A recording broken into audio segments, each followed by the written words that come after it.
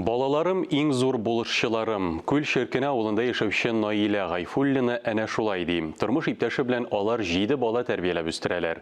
Олысына 18, иң кечкенәсенә 2 яшь. Ишле гаилә белән хәбәрчебез дә аралашып кайтты. Гөлсем Гайфуллина мәктәптән кайтуга әнисенә ярдәм итәргә ашыга. Студент абыйсы белән апасын санамаганда, гаиләдә ул иң өлкәне. Бүген әнә-сеңелләрен коймак белән сыйламакчы.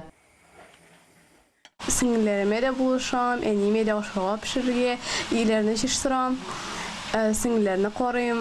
Мен өзім қимақ пішірем, әнеме buluşam, ашлар пішірге, ашлар пішіргенде мен беренгі тұрайым, кешірлеріне, анда ашны қарап тұрарға.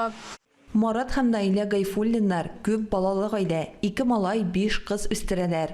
Олы уллары Уфада, кызлары Казан югары уку йортында укый. Өчесе мәктәптә. Кечкенәләрен әниләре өйдә тәрбияли. Покупая специальные книжки, с ними занимаюсь. Мәктәпкәчә яшьтәге балалар өчен китаплар, кирәкле әсбаплар алып, уку язуга өйрәтәм. Апалары да булыша. Балаларыбызның берсе дә балалар бакчасына йөрмәде. Бүгенге көндә Гайфуллиннар күл шеркене авылында яши. Өйләнешкәч тә алар буада тора. Берникадәр вакыттан соң ишле гаиләгә авылда тору кулайрак дигән фикергә килеп, гаилә башлыгының туган авылына кайтып төпләнәләр. Когда я переехала в деревню, Авылга күченеп кайткач иркенлек тойдык. Балалар ишек алдында уйнаганда, мин тыныч күңел белән өйдәге эшләрне эшли идем. Шәһәрдә аларга һәр вакыт күз кылак булырга кирәк. Үзләрен генә урамга чыгарып булмый. Нормально харужа китәс килми. Олай эрендик, монда иркен киң, чыктым табигаты бар. Бакчасы.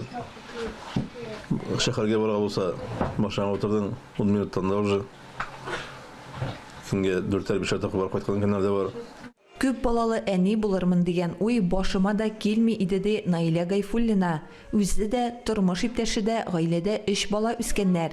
Бүген исә балалары иң зур булышчылары. если я одна, например, не успевала бы вообще ничего. Үзем генә булсам бер эшкә дә өлгерә алмас идем. Балаларның берсе өйне җыйса, икенчесе савыт-саба юа тора. Хуҗалыкта кәҗәләребез бар, аларны карарга да ярдәм итәләр. Эшкә өйрәнеп үсәләр.